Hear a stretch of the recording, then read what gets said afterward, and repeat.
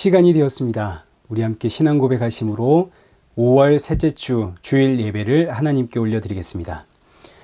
전능하사 천지를 만드신 하나님 아버지를 내가 믿사오며 그 외아들 우리 주 예수 그리스도를 믿사오니 이는 성령으로 잉태하사 동정녀 마리아에게 나시고 본디오 빌라도에게 고난을 받으사 십자가에 못 박혀 죽으시고 장사한 지 사흘 만에 죽은 자 가운데서 다시 살아나시며 하늘에 오르사 전능하신 하나님 우편에 앉아 계시다가 저리로서 산자와 죽은 자를 심판하러 오시리라. 성령을 믿사오며 거룩한 공예와 성도가 서로 교통하는 것과 죄를 사하여 주시는 것과 몸이 다시 사는 것과 영원히 사는 것을 믿사옵나이다. 아멘. 우리 함께 교독문 제64번을 함께 교독하시겠습니다. 할렐루야. 하늘에서 여호와를 찬양하며 높은 데서 그를 찬양할지어다. 그의 모든 천사여 찬양하며 모든 군대여 그를 찬양할지어다. 해와 달아 그를 찬양하며 밝은 별들아 다 그를 찬양할지어다. 하늘의 하늘도 그를 찬양하며 하늘 위에 있는 물들도 그를 찬양할지어다. 그것들이 여호와의 이름을 찬양함은 그가 명령하심으로 지음을 받았음이로다. 그가 또 그것들을 영원히 세우시고 패하지 못할 명령을 정하셨도다. 여호와의 이름을 찬양할지어다. 그의 이름이 홀로 높으시며 그의 영광이 땅과 하늘 위에 뛰어나심이로다. 그가 그의 백성의 뿔을 높이셨으니 그는 모든 성도 곧 그를 가까이 하는 백성 이스라엘 자손의 찬양받을 이시로다. 할렐루야. 우리 시간 찬송가 14장 우리 하나님 앞에 찬양 올려드리겠습니다. 찬송가 14장입니다. 주리 하나님 하늘에 계시니 온 천하 만민 주 앞에 찬송하네. 이 천지 만물도 주 앞에 엎드려 그 거룩하신 이름 일일로 비네. 주 언약하신 것 끝까지 지키니 저 하늘나라 향하여 곡하리라. 주 얼굴 배울 때 내 마음이 기쁘고 영원히 주의 영광을 찬양하네.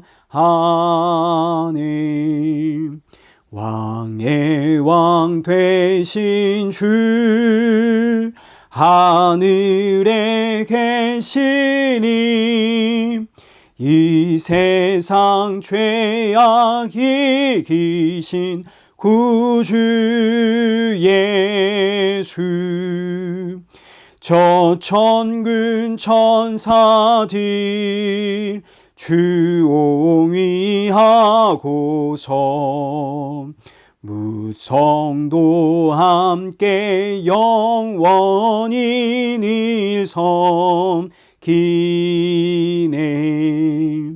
성삼위일체께 승리한 무리들 다 기쁜 소리 높여서 감사드려. 창조주 하나님 내 주님 되시니 주 앞에 나도 엎드려 경배하네. 아멘. 우리 함께 기도하겠습니다. 살아계신 하나님 아버지, 이 귀한 날 예배 드릴 수 있음에 감사합니다. 이 예배를 드리는 시간 내내 이 예배는 오직 예수님의 십자가 은혜로 드릴 수 있다는 사실을 기억하게 하시고, 예배 후에는 이 귀한 예수 생명의 증인으로 살아가도록 성령의 충만함 부어 주옵소서. 예수님의 이름으로 기도드리옵나이다. 아멘. 성경 봉독하시겠습니다. 오늘 보실 하나님의 말씀은 사도행전 15장 1절부터 18절의 말씀입니다. 우리 긴 내용이기 때문에 우리 1절부터 5절까지만 함께 읽도록 하겠습니다. 우리 한 절씩 교독하시겠습니다. 어떤 사람들이 유대로부터 내려와서 형제들을 가르치되 너희가 모세의 법대로 할례를 받지 아니하면 능히 구원을 받지 못하리라 하니 바울 및 바나바와 그들 사이에 적지 아니한 다툼과 변론이 일어난지라. 형제들이 이 문제에 대하여 바울과 바나바와 및 그 중에 몇 사람을 예루살렘에 있는 사도와 장로들에게 보내기로 작정하니라. 그들이 교회의 전송을 받고 베니게와 사마리아로 다니며 이방인들이 주께 돌아온 일을 말하여 형제들을 다 크게 기쁘게 하더라.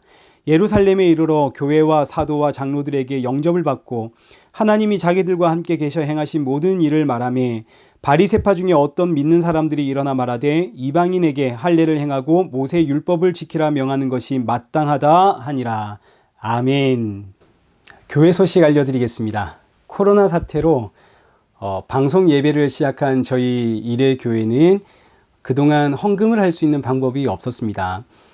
그런데 이제 이번에 재정부에서 아주 고생하셔서 이제 온라인으로 헌금할 수 있는 방법을 마련을 했습니다. 그동안 여러분 너무 헌금하고 싶으셨죠? 헌금할 수 있는 방법을 이 유튜브 영상 아래 설명하는 란에 이렇게 잘 기록해 두었습니다. 여러분 참고하시기 바랍니다. 오늘 예배 후에는 12시에 줌에서 화상 미팅을 가지려고 합니다.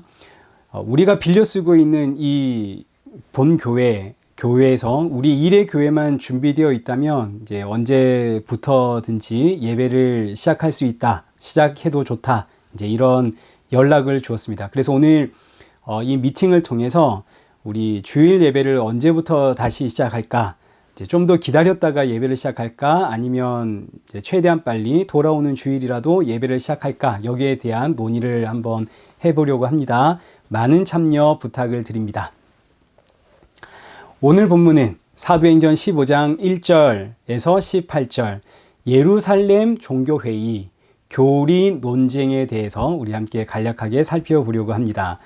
선교 여행을 마친 바울과 바나바가 무사히 안디옥 교회에 도착을 했습니다. 그 내용이 사도행전 14장 27절과 28절입니다. 그들이 이르러 교회를 모아 하나님이 함께 행하신 모든 일과 이방인들에게 믿음의 문을 여신 것을 보고하고 제자들과 함께 오래 있으니라.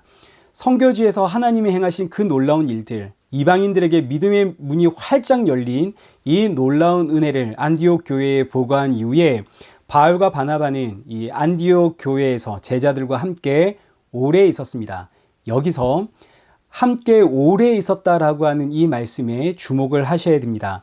제자들과 함께 오래 있었다는 이 말씀의 의미는 사도행전 15장을 여는 아주 중요한 말씀이 됩니다.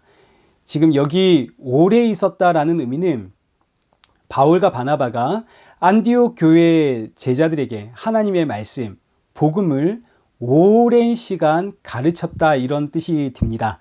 그러니까 안디옥 교회 성도들은 오랜 시간 바울을 통해서 복음의 말씀을 배워왔습니다. 복음이 뭔가요?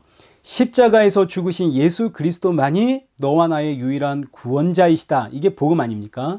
이 복음을 안디옥 교회 성도들이 오랫동안 배워왔습니다. 자, 그런데 이제 오늘 본문입니다. 15장 1절 말씀을 보십시오. 어떤 사람들이 유대로부터 내려와서 형제들을 가르치되 너희가 모세 법대로 할례를 받지 아니하면 능히 구원을 받지 못하리라 하니 어떤 사람들이 이 안디옥 교회를 방문을 했습니다. 이 사람들은 저 유다 예루살렘 교회에서 내려온 사람들입니다. 당시 안디옥 교회뿐만 아니라 이방 교회에게 이 예루살렘 교회는 아주 특별한 의미를 가졌습니다. 예루살렘은 복음이 시작이 된 곳 아닙니까? 우리의 구원자 예수님이 활동하신 곳, 십자가에 죽으셨고 부활하셨고 그리고 승천하신 곳, 또 그 복음으로 인해 수많은 믿음의 형제들이 순교한 곳, 무엇보다 예수님으로부터 직접 말씀을 배운 그 제자들, 그 사도 베드로와 야고보와 요한 같은 그 사도들이 지금도 온 힘을 다해 말씀을 가르치고 있는 곳이 예루살렘 교회입니다. 그러니 이 예루살렘 교회는 당시 이방 교회에게 어떤 환상을 주었습니다. 마치 성지와도 같은. 오늘날도 성지 순례하면서 이 예루살렘을 방문하지 않습니까? 마찬가지입니다. 복음이 시작된 곳, 예수 그리스도가 활동하신 곳, 그 예수님의 제자들이 지금도 말씀을 증거하고 있는 곳. 그러니 예루살렘 교회는 이방 교회가 너무나 존경하고 사모하는 1등 교회입니다. 그 예루살렘 교회에서 어떤 사람들이 왔다고 하니까 얼마나 귀한지 그분들로부터 이 말씀을 듣고 싶어서 평소에 말씀을 사모하고 열심히 있는 사람들은 전부 이제 그들에게 모여 그분들이 증거하는 말씀을 배웠습니다. 그런데 예루살렘에서 내려온 이 사람들이 무슨 이야기를 하는지 가만 들어보니까 1절 다시 한번 보시죠. 아무리 예수를 믿어도 모세법과 할례를 받지 못하면 능히 구원을 받지 못한다. 이야, 깜짝 놀랄 이야기를 하는 거죠. 지금 이 이야기는 안디옥 교회가 완전히 처음 듣는 이야기입니다. 한 번도 들어본 적이 없는 이야기입니다. 지금까지는 사도 바울을 통해서 오직 예수, 오직 믿음, 성도는 믿음으로 말미암아 산다라고 배워왔습니다. 그런데 저 예루살렘 교회, 우리가 너무나 사모하고 존경하고 있는 그 1등 교회, 그 예루살렘 교회에서 내려온 몇 사람들이 와서 가르치기를 예수 그리스도만으로는 안 된다. 율법과 할례를 지켜야만 구원을 받는다. 안디옥 교회가 발칵 뒤집혔습니다. 아니 그러면 우리가 그동안 배워온 것은 무엇이냐? 우리는 그동안 불완전한 복음을 배워왔단 말인가? 자, 이 말을 들은 안디옥 교회가 이제 누구를 불신하게 될까요? 그동안 말씀을 가르쳤던 바울과 바나바를 불신하게 되지 않겠습니까? 누구의 말이 맞을까? 예루살렘에서 사도들에게 직접 말씀을 배워서 내려온 이 사람들의 말이 맞는 것 아닐까? 바울과 바나바는 예수님으로부터 직접 말씀을 배운 적이 없죠. 그러나 지금 예루살렘에 내려온 사람들은 예수님으로부터 직접 말씀을 배운 그 사도들에게 가르침을 받아 나온 사람들입니다. 그러니 무게의 추가 너무나 자연스럽게 예루살렘에서 내려온 이 선생들에게로 쏠리게 되어집니다. 그래서 이 안디옥 교회는 바울과 바나바를 향한 불신이 생겼고 바울과 바나바와 그리고 저 불신하는 사람들 사이에서의 이제 논쟁, 대립이 시작이 되었습니다. 자, 그러면 여기서 성경은 지금 무엇을 우리에게 말하고 있는 걸까요? 다시 사도행전 14장 28절 말씀을 보십시오. 바울과 바나바가 오랫동안 이제 제자들을 쭉 가르쳐 왔습니다. 그리고 시작하는 15장 1절, 예루살렘에서 어떤 사람들이 내려와 다른 복음을 가르치자 제자들이 바울과 바나바의 복음을 불신하게 되어집니다. 자, 이게 무슨 이야기입니까? 복음을 아무리 오래 들어도 그 복음을 분별할 수 있는 능력이 사람에게는 없다는 이야기입니다. 안디옥 교회는 그토록 오랫동안 바울과 바나바에게 복음의 말씀을 배워왔는데 그런데 다른 복음이 들어오자 너무나 쉽게 불신을 하게 되어집니다. 다른 복음이 들어올 때 이들이 분별해 내나요? 못하나요? 전혀 분별해 내지를 못하죠. 지금 안디옥 교회 성도들이 말씀을 분별하고 있는 기준은 누가 더 명망이 높은 사람들인가? 누가 더 훌륭한 선생에게 가르침을 받았는가? 누가 더 권위 있는 사람인가? 이것으로 지금 말씀을 분별하고 있습니다. 그동안 사도 바울을 통해서 그렇게 오랫동안 복음의 말씀을 배워왔음에도 불구하고 다른 복음이 들어오니까 이들은 분별하지를 못하죠. 그러니까 이 분별이라고 하는 것은 사람의 능력이 아니라는 이야기입니다. 오직 하나님의 은혜가 임해야만 분별할 수 있는 능력이 생깁니다. 하나님의 은혜가 임하지 않으면 무엇이 참이고 무엇이 거짓인지 전혀 분별할 수가 없습니다. 그래서 분별이란 믿음과 동의어입니다. 믿음이 임해야만 분별할 수가 있는 거죠. 믿음이 뭡니까? 오직 예수, 이게 믿음입니다. 믿음이 임하면 예수 그리스도만 보입니다. 이것이 바로 분별 아닙니까? 예수 그리스도가 보이는 것이 바로 분별입니다. 믿음이 임하면 예수님이 보이는 분별이 되더라. 반대로 예수님이 보이지 않는다는 이야기는 믿음이 없다는 이야기입니다. 믿음이 없으니 분별할 수도 없죠. 그래서 분별할 수 없다는 이야기는 믿음도 없다는 이야기입니다. 그래서 지금 안디옥 교회에서 내려온 이 어떤 사람들을 한번 보십시오. 성경이 이들을 어떤 사람이라고 표현합니다. 1절, 어떤 사람들이 유대로부터 내려와서 성경이 지금 이 사람들을 형제 자매라고 이야기하지 않습니다. 뭐라고 한다고요? 어떤 사람들. 어떤 사람이라는 의미는 쉽게 남이라는 이야기입니다. 남. 어떤 사람이 저에게 이거 줬어요. 나는 그 사람 누군지 전혀 모른다는 이야기죠. 어떤 사람. 나는 모릅니다. 남입니다. 저들은 우리 가족이 아니라는 이야기죠. 하나님도 모르는 사람들. 어떤 사람. 우리 믿음의 가족이 아닌 하나님께서 나는 모르는 사람들이다. 이게 바로 어떤 사람입니다. 갈라디아서 1장 7절 말씀을 보십시오. 다른 복음은 없나니 다만 어떤 사람들이 너희를 교란하여 그리스도의 복음을 변하게 하려 함이라. 갈라디아 교회에도 어떤 사람들이 와서 그리스도의 복음을 변하게 만들려고 했습니다. 여기서도 어떤 사람들이 등장해야죠. 이들은 믿음의 가족이 아니라는 이야기입니다. 우리 가족이 아니라는 이야기죠. 자, 그래서 지금 이 안디옥 교회에 어쩔 수 없이 편이 갈라지게 되어지는데 바울을 중심으로 한 하나님의 가족들, 믿음의 분별이 있는 사람들과 하나님의 가족인 척하는 어떤 사람들, 이렇게 편이 둘로 갈리게 되어집니다. 그리고 서로 옳다 논쟁하게 되어지는데 지금 이 사건은 교회사에 기록되어져 있는 최초의 교리 논쟁입니다. 교리 논쟁이 벌어지는 이유가 뭘까요?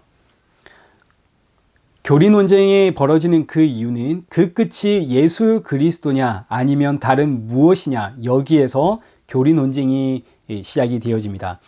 그 끝이 예수 그리스도라면 논쟁하고 싸울 이유가 전혀 없죠. 끝이 예수 그리스도, 결론이 예수 그리스도인데 싸울 이유가 뭐가 있습니까?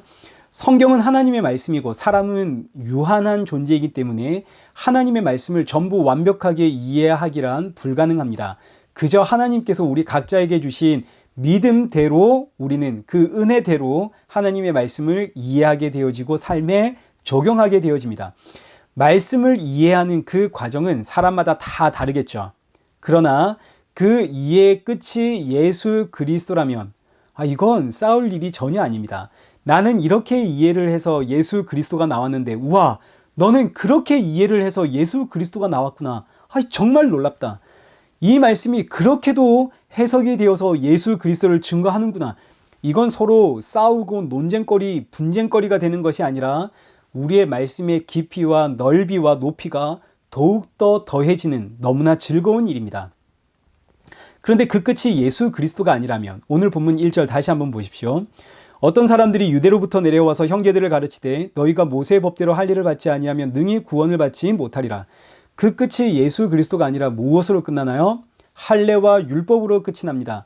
그러니까 예수님도 중요하지만 예수님도 믿어야 하지만 이건 기본 중에 기본이고 예수님 믿은 이후로는 뭘 해야 한다고요? 율법과 할례를 행해야 된다. 그래야만 구원을 받는다. 끝이 오직 예수로 끝나지가 않습니다. 뭘로 끝나나요? 할례와 율법. 할례와 율법은 사람의 의지와 각오와 결단을 뜻하는 겁니다. 율법을 행하려면, 말씀대로 살려면 사람이 각오해야 되고 의지를 가지고 결단해야 하는 거 아닙니까?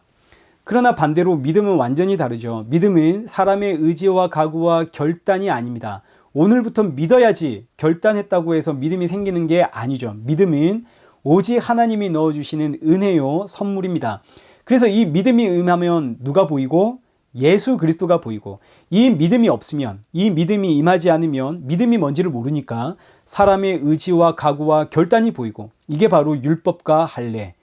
지금 이 어떤 사람들은 믿음이 뭔지를 모르니까 이들은 사람의 의지와 각오와 결단 말고는 할 말이 없는 겁니다. 사람의 의지와 각오와 결단이 믿음으로 보이는 거죠. 믿음이 있으니까 하나님의 말씀대로 살고 싶은 의지와 각오와 결단이 생기는 거 아니요? 이게 이들의 논리입니다. 그래서 믿는 자와 어떤 사람들 사이에 논쟁이 시작이 되는데 이 논쟁은 결국 그 끝이 오직 예수냐 아니면 사람의 행위냐, 이 논쟁입니다. 너무너무 놀라운 것은 이 논쟁은 오늘날에도 여전히 진행 중이라는 사실이죠. 이미 예루살렘 종교회의에서 결론이 난 이야기입니다. 이건 완전히 끝난 이야기입니다. 그런데 여전히 사람들은 아직도 그 결론을 받아들이질 못하고 지금도 여전히 오직 믿음이냐 아니면 행함이냐의 논쟁을 하고 있습니다. 그래서 이단이란 달을 이 끝단, 끝이 다른 게 이단 아닙니까? 그 끝이 예수 그리스도라면 우리는 한 가족입니다. 각자 이해하는 방법이 다르고 각자 삶의 말씀을 적용하는 방법은 다르더라도 그 결론이 예수 그리스도라면 우리는 예수 그리스도 안에서 지어져가는 한 몸이고 한 형제입니다. 전부 다 머리일 수는 없겠죠. 누군가는 팔이고 누군가는 다리고 누군가는 코고 누군가는 눈이고 귀고 입이고 그렇습니다. 예수님을 바라보고 이해하는 방법은 저마다 다 다양한 겁니다. 그러나 그 끝이 예수 그리스도라면 우리는 한 몸입니다. 그런데 들어보니까 이상하다. 예수님 이야기는 하는데 그 끝이 예수님이 아니라 사람의 행위와 의지와 결단으로 끝이 나면 이건 다른 이야기죠. 끝이 다르니까 이단입니다. 끝이 다르다. 여기서는 절대로 물러서서는 안 됩니다.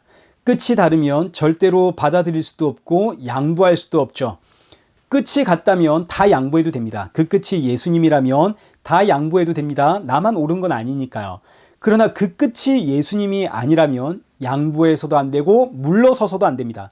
예수 그리스도를 증거해야 됩니다. 그래서 생기는 것이 바로 교리 논쟁. 안디옥 교회에서 시작한 이 교리 논쟁이 서로 아주 첨예하게 대립해서 이게 해결되지 않으니 2절 말씀처럼 하반절 보십시오.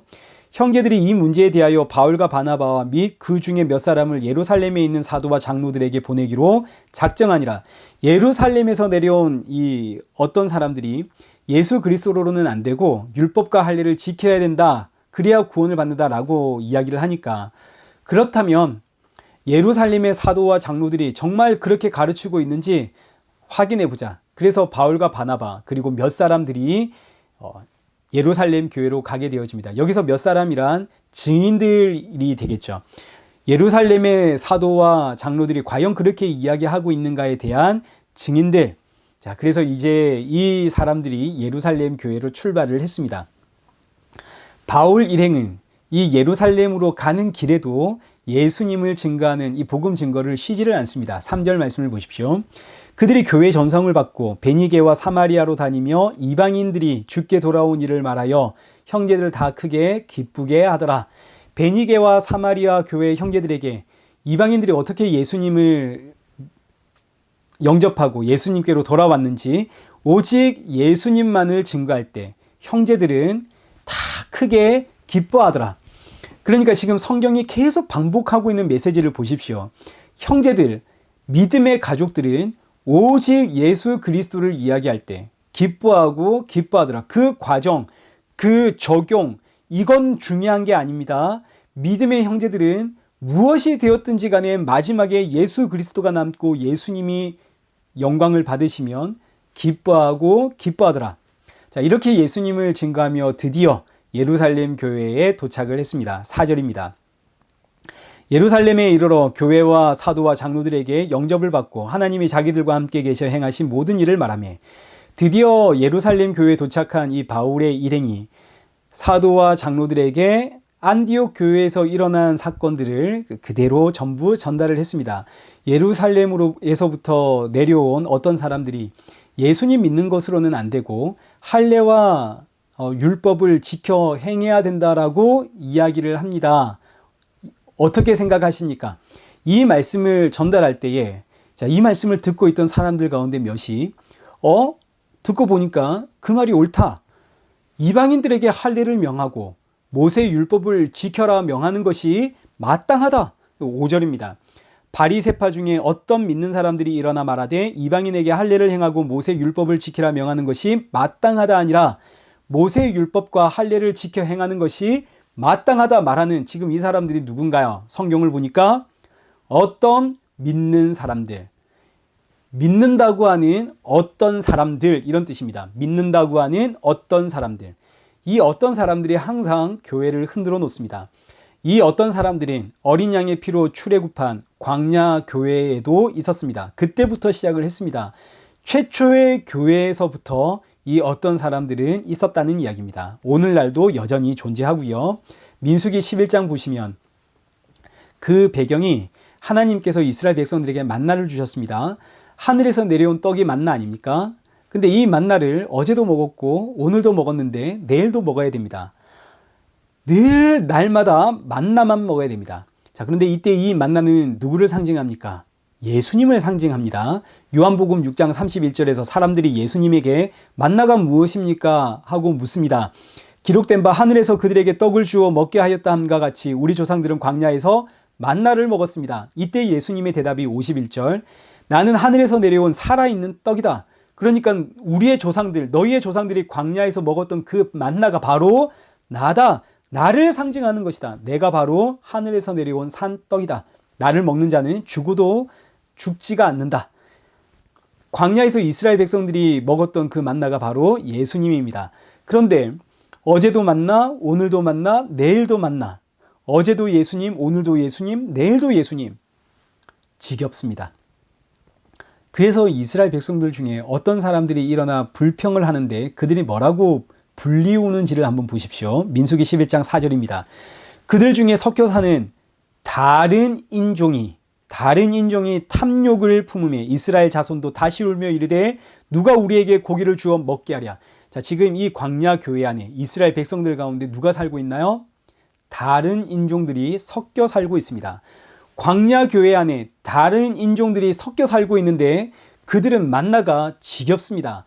만나는 재미가 없습니다. 만나는 예수님 아닙니까? 오직 예수님의 은혜, 오직 십자가의 은혜, 이 이야기는 이제 지겹다는 이야기입니다. 세상을 사는 재미가 뭡니까? 나를 자랑하는 거 아닙니까? 내가 이렇게 잘났다. 그리고 어디 가서 인정받는 것, 이게 세상 사는 재미입니다. 우리 자녀들이 세상에서 인정받고 성공하고 또 사랑을 받고, 이게 세상 살아가는 재미인데, 그런데 예수님의 은혜는 이런 자랑 할 수가 없습니다. 내가 잘났다는 말을 못하죠. 왜요? 전부 은혜니까. 전부 은혜라고 하니까 재미가 없습니다. 그래서 이 광야 교회 안에 섞여 살고 있는 다른 인종들, 이 다른 인종들이 하는 말이 고기 주시오, 우리에게. 우리의 힘과 의지와 능력으로 할 수 있는 그거 주시오. 이 광야의 고기 사건이 오늘 본문에 어떤 사람들이 주장하는 바로 이 이야기입니다. 예수님만으로는 안 되고 우리의 의지와 결단, 각오가 너무너무 중요하다. 행함과 율법을 지켜야만, 그래야만 구원을 받는다 이거죠. 지금까지 예루살렘 교회는 이 문제를 한 번도 심각하게 생각해 본 적이 없습니다. 이스라엘 백성이라면 할례를 행하는 것이 너무나 당연하고, 그리고 율법을 따라 사는 것이 너무너무 자연스러운 일이기 때문에 이게 문제가 될 거라고는 상상을 해본 적이 없었죠. 그런데 복음이 이 이방인들에게 전달되자 민수기 11장 4절에 기록되어 있는 것처럼 어떤 사람들의 정체가 드러나는 겁니다. 어떤 사람들, 교회 안에서 신앙생활을 하고는 있지만 완전히 다른 인종들, 이들은 마음에 탐심이 들어왔습니다. 우리는 할례와 율법을 받았기 때문에, 그걸 지키며 살아가고 있기 때문에 구원받을 만한 자격이 있지만, 저 이방인들이 예수님을 믿는다는 그 이유 하나만으로 우리와 같은 자리에 서게 된다면, 이건 너무 억울하다. 이건 공평하지 못하다. 그래서 하는 말이, 너희도 구원을 받으려면 우리와 같은 자리에 서고 싶으면 할례를 행하고 율법을 지켜라. 그게 마땅하다. 지금 이 문제는 한 번도 이 예루살렘 교회가 생각해 보지 못한 문제이기 때문에 혼란스럽습니다. 본문 6절에 기록된 것처럼 사도와 장로들이 이 일을 의논하기 위해 모였습니다. 이제 교회사 최초의 종교회의가 시작이 되는 거죠. 여기서 이제 믿음과 할례와 율법의 관계를 먼저 간략하게 정리를 한번 해보고 넘어가겠습니다. 믿음과 할례와 율법이 있습니다. 이 세 가지는 다 이제 공통점이 있는데, 이 세 개 중에 하나님께서 사람에게 가장 먼저 주신 게 뭘까요? 믿음과 할례와 율법 중에 하나님께서 가장 먼저 주신 것은 믿음입니다. 창세기 15장에 하나님께서 아브라함에게 믿음을 넣어주시는 이신칭의 사건, 여러분 다 아시죠?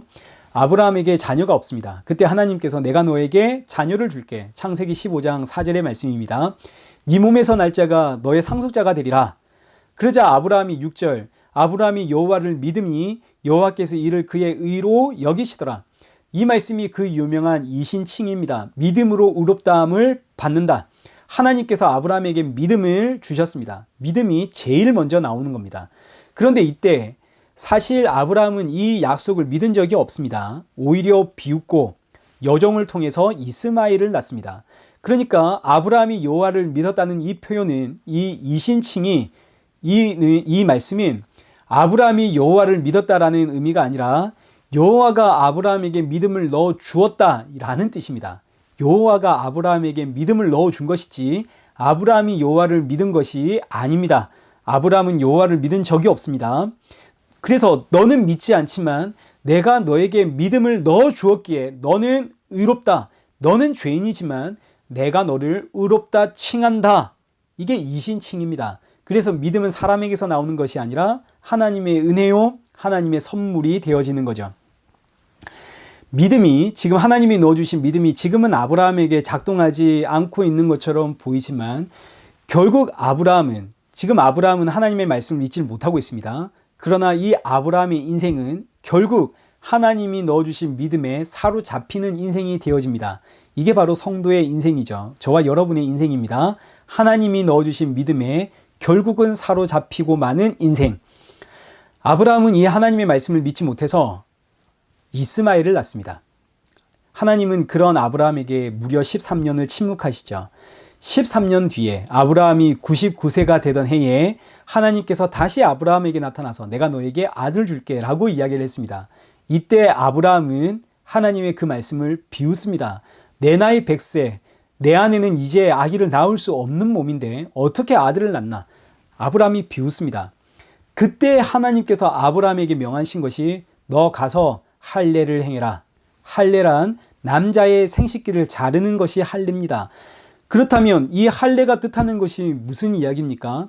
아들을 낳는 것은 너의 능력, 너의 힘, 너의 의지, 너의 각오, 너의 열정, 너의 능력이 아니라 전적인 하나님의 능력이요 하나님의 은혜다. 이거 알아라고 주신 게 바로 할례입니다.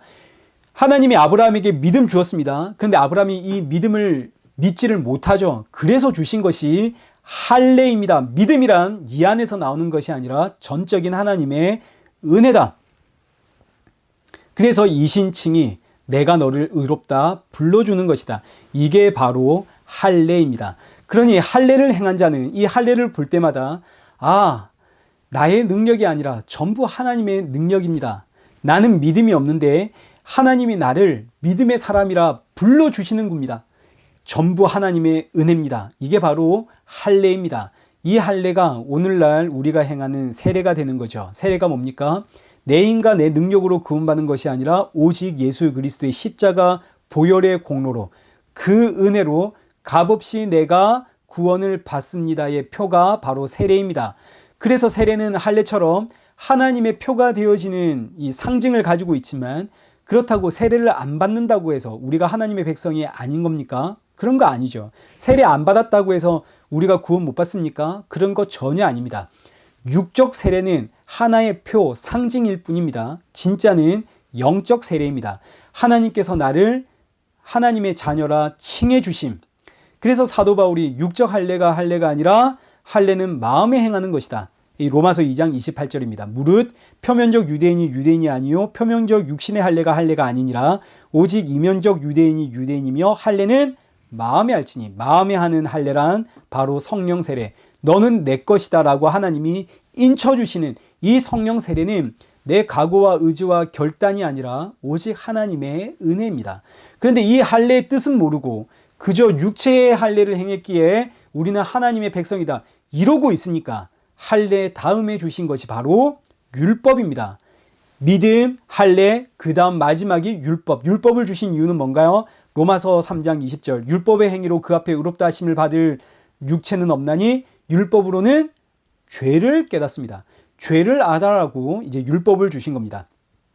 그러니까 할례는 아브라함이 하나님을 믿지 못하게 해주신 겁니다. 그래 너 못 믿지?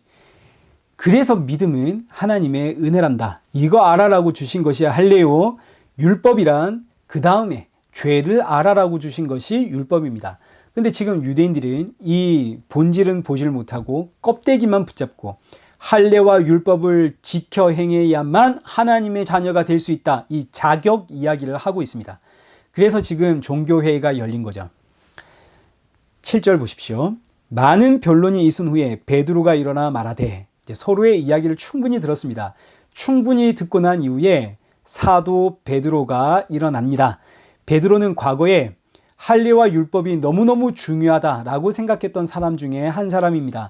이방인에게 구원이 임한다는 것은 상상도 하지 못했던 사람이죠. 그런데 하나님께서 이런 베드로를 붙잡고 강제로 이방인 고넬료의 집에 보내셔서 그 집에 오직 예수 그리스도의 은혜로 구원이 임하는 것을 베드로에게 보여주었습니다. 베드로가 그 이야기를 지금 여기서 하는 거죠. 8절. 마음을 아시는 하나님이 우리에게와 같이 그들에게도 성령을 주어 증언하시고 믿음으로 그들의 마음을 깨끗이 하사 그들이나 우리나 차별하지 아니하셨느니라. 베드로가 지금 보니까 하나님은 할례와 율법이 아니라 오직 예수 그리스도를 믿는 믿음으로 그들의 마음이 깨끗해짐을, 하나님께서 깨끗하다 칭해 주심을 보았다는 이야기입니다. 하나님은 그들이나 우리나 차별하지 않으시더라. 11절. 우리는 그들이 우리와 동일하게 주 예수의 은혜로 구원받는 줄을 믿노라. 이 말씀이 초대교회의 종교회의, 이 교리 논쟁의 종지부를 딱 찍는 결론의 말씀입니다. 오직 우리 주 예수 그리스도의 은혜로 구원받는 줄 아노라. 누구만 남나요? 오직 예수 그리스도만 남죠. 예수님만 남고 종교회의는 끝이 나고 이 교리 논쟁은 끝이 납니다. 베드로가 이렇게 종지부를 딱 찍자 12절 온 무리가 가만히 있어. 온 무리가 할 말이 없죠. 예수님만 남거든요. 예수님만 남으면 할 말이 없습니다. 이때 바울과 바나바가 이때다 싶어서 자신들의 선교 여행을 보고를 합니다. 우리가 선교지에서 오직 예수 그리스도만을 증거했을 때 예수 그리스도의 은혜로 하나님께서 그들을 의롭다 하시고 깨끗하다 부르시고 하나님의 자녀로 받으시더라. 이 선교 보고를 끝내자 이번에 이제 마지막으로 야고보가 결론을 내립니다. 야고보는 당시 예루살렘 교회의 수장이었습니다. 오늘말로 이야기하면 담임 목사님이 되는 거죠. 13절입니다. 야고보가 대답하여 이르되 형제들아 내 말을 들으라. 하나님이 처음으로 이방인 중에서 자기 이름을 위할 백성을 취하시려고 그들을 돌보신 것을 시므온이 말하였으니, 여기서 시므온이란 베드로를 뜻합니다. 하나님이 베드로에게 알려주신 것처럼 오직 예수 그리스도를 믿는 믿음으로 우리나 이방인이나 차별 없이 구원을 하신다는 이 말씀은 15절 선지자들의 말씀과 일치한다.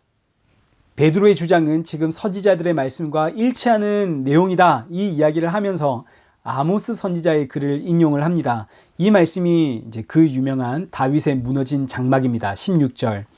이후에 내가 돌아와서 다윗의 무너진 장막을 다시 지으며 또 그 허물어진 것을 다시 지어 일으키리니 이는 그 남은 사람들과 그 내 이름으로 일컬음을 받는 모든 이방인들로 주를 찾게 하려 함이라. 자, 이 말씀을 아모스 선지자가 했습니다. 다윗의 무너진 성막이란 성전을 뜻합니다. 다윗이 하나님 앞에 하나님 제가 주를 위해 집을 짓겠습니다. 성전을 짓겠습니다. 라고 이야기를 할 때 하나님께서 이런 다윗을 막으십니다. 사무엘하 7장 11절 여호와가 너를 위하여 집을 짓고 하나님께서 다윗에게 네가 나를 위해서 집 지어주는 게 아니라 내가 너를 위해 집을 지어주는 것이다. 그래서 이어지는 12절 이하의 말씀이 내 씨를 내 뒤에 세워 그의 나라를 견고하게 하리라. 그는 내 이름을 위하여 집을 건축할 것이요 나는 그의 나라 왕위를 영원히 견고하게 하리라. 너의 씨를 통해서 너의 씨가 그 아들이 나를 위하여 집을 지을 것이고 그 아들의 나라는 영원히 견고하게 될 것이다. 이게 누구의 이야기인가요? 다윗의 이야기죠. 그런데 이 집을 이 다윗이 집을 지어드리겠습니다 라고 한 그 집을 솔로몬이 짓습니다. 솔로몬은 그 이름이 샬롬입니다. 샬롬의 왕이신 예수 그리스도의 모형이 이 솔로몬입니다. 예수님이 집을 짓는다는 이야기입니다. 그런데 이스라엘 백성들은 이 솔로몬이 지은 성전, 이 성전을 붙잡고 이 성전이 우리를 영원히 견고하게 하리라. 그래서 하나님이 그 성전을 무너뜨리죠. 이게 바로 다윗의 무너진 장막입니다. 이스라엘 백성들이 붙잡고 있는 것은 무너진 장막입니다. 그래서 이스라엘 백성들이 이거 지으면 하나님이 다시 무너뜨리시고 또 지으면 하나님이 다시 무너뜨리시고 계속 그 장막, 그 성전 이스라엘 백성들이 붙잡고 사니까 하나님은 계속 그 장막을 무너뜨리는 거죠.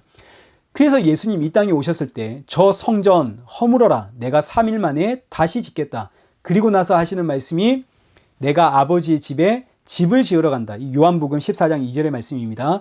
내가 너희를 위하여 거처를 예비하러 가노니 가서 너희를 위하여 거처를 예비하면 내가 다시 와서 너희를 내게로 영접하여 나의 있는 곳에 너희도 있게 하리라. 이 다윗의 장막이 완성이 될 때, 이게 바로 예수님의 십자가입니다. 예수님의 십자가에서 그 다윗의 장막, 무너진 장막이 완성이 되죠. 자, 그러니까 다윗의 무너진 장막이라고 할 때 이 장막이 왜 무너졌습니까?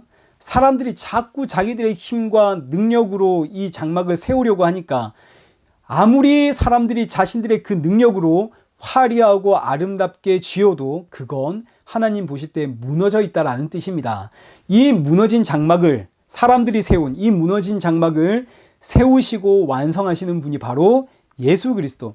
그래서 예수 그리스도의 십자가에서 이 무너진 장막이 완성이 될 때 아모스 선지자는 보았습니다. 여호와의 이름을 부르짖는 모든 이방인들이 그 무너진 장막, 완성된 장막, 그 십자가 아래로 나아오더라. 이걸 아모스 선지자가 보았다는 이야기죠. 야고보가 이 아모스 선지자의 말씀을 인용하면서 예수 그리스도로 완성된 다윗의 장막, 이 장막이 완성된 이후로는 누구든지 오직 예수 그리스도의 이름으로 구원을 받는다. 쐐기를 박으면서 마지막으로 하는 말씀이 이는 주의 말씀이니라. 주의 말씀으로 결론을 딱 찍습니다. 자, 이제 말씀을 맺겠습니다. 오늘 저와 여러분이 하나님의 자녀가 된 것은 우리가 잘나섭니까? 아니죠. 오직 하나님의 은혜입니다. 오직 예수님의 십자가의 공로입니다. 이런 사람들, 이 은혜를 아는 사람들이 모인 곳이 교회입니다. 그래서 교회에는 잘난 사람도 없고 자랑할 수 있을 만한 사람도 아무도 없습니다. 우리는 전부 은혜로 부름을 받았기 때문에 이것을 교회의 하나됨이라고 표현을 하는 거죠. 교회가 어떻게 하나가 됩니까? 우리는 각자 생각이 다르고 성장해온 그 환경도 다르고 우리는 너무너무 다른 사람들입니다. 너무나 가까운 부부 사이도 하나가 될 수 없는데 어떻게 교회가 하나가 될 수 있습니까? 예수 그리스도로 교회는 하나가 되는 겁니다. 나는 예수님의 십자가의 공로로 여기에 왔습니다. 아이고, 나도 예수님의 십자가의 공로로 여기에 왔습니다. 이 믿음, 이 은혜로 모였기 때문에 예수 그리스도 안에서 교회는 하나가 되는 거죠. 우리 부부도, 우리 가정도, 우리 성도도 전부 예수 그리스도 안에서 하나가 됩니다. 예수 그리스도 안에서 하나됨, 한 가족, 한 형제, 자매가 됨. 이런 성도들이 모여서 나누는 성도의 교제는 너무나 즐겁고 기쁘고 행복하겠죠. 이 행복한 믿음의 교제가 저와 여러분과 우리 일회교회와 그리고 온 세계 교회에 충만하길 축원합니다. 우리 함께 기도하겠습니다. 하나님 아버지, 달라도 너무나 다른 우리를 예수 그리스도 안에서 하나 되게 하시고 한 형제, 한 자매 되게 하시니 감사합니다. 날이 가면 갈수록 이 하나됨의 은혜가 더욱더 깊어지는 우리 일회교회와 온 땅의 교회 되어지도록 크신 은혜 부어 주옵소서. 우리의 모든 편견 다 내려놓고 오직 예수 그리스도의 생명의 영광만이 드러난다면 어디서나 기쁨의 교제 나누는 성도 되어질 수 있도록 우리의 마음 활짝 열어 주옵소서. 예수님의 이름으로 기도드리옵나이다. 아멘.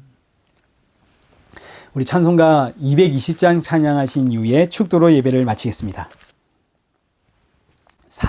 사랑하는 주님 앞에 형제자매 한자리에 크신 은혜 생각하며 즐거운 찬송 부르네.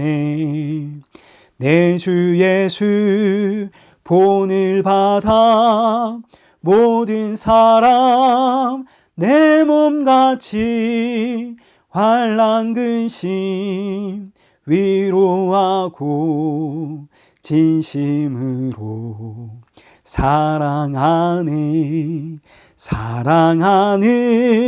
주님 앞에 온갖 충성 다 바쳐서 괴로우나 즐거우나 주님만 힘써 섬기네.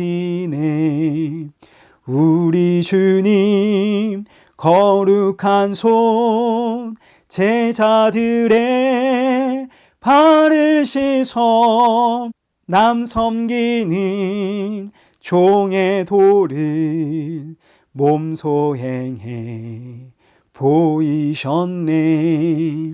사랑하는 주님 예수, 같은 주로 섬기나니 한 피 바다 한 몸 이룬 형제여 친구들이여, 한 몸같이 친밀하고 마음으로 하나 되어 우리 주님 크신 뜻을 지성으로 준행하세. 이제는 우리 주 예수 그리스도의 은혜와 성부 하나님의 크신 사랑과 성령 하나님의 위로교통 충만하심이 예수 안에서 하나됨의 교제를 나누며 우리 주님 다시 오실 그날 사모하며 살아가는 우리 일회교회와 성도들과 온 땅의 교회 머리 위에 이제로부터 영원토록 함께 있을지어다. 아멘.